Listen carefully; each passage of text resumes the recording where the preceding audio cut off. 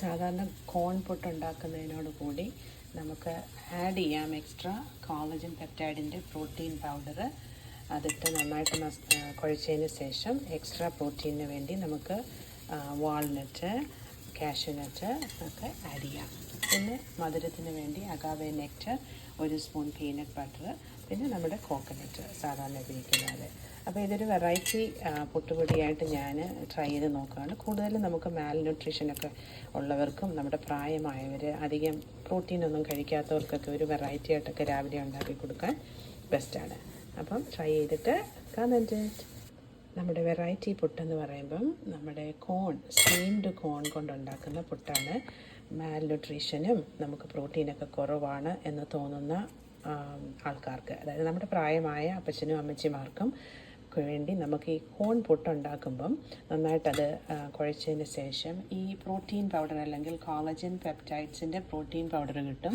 നമുക്കത് 1 സ്കൂപ്പ് അതും കൂടി ഇട്ട് നന്നായിട്ടൊന്ന്, നമ്മൾ സ്മൂതിക്കകത്താണ് സാധാരണ ഇത് ചേർക്കാറുള്ളത്, പക്ഷേ നമുക്ക് ഇതിനകത്തും ഇടാം.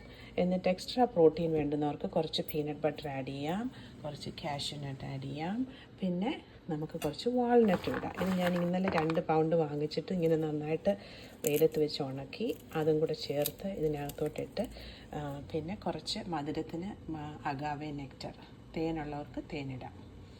അപ്പോൾ അതൊരു കംപ്ലീറ്റ് പ്രോട്ടീൻ പുട്ടായി. പിന്നെ തേങ്ങ നമ്മൾ സാധാരണ ഇടാറുണ്ടല്ലോ. അപ്പോൾ എൻജോയ് ചെയ്ത് നോക്കേ. അപ്പോൾ നമ്മൾ സാധാരണ കോൺ പുട്ടുണ്ടാക്കുന്നതിനോട് കൂടി നമുക്ക് ആഡ് ചെയ്യാം എക്സ്ട്രാ കോളജൻ പെപ്റ്റൈഡിൻ്റെ പ്രോട്ടീൻ പൗഡർ.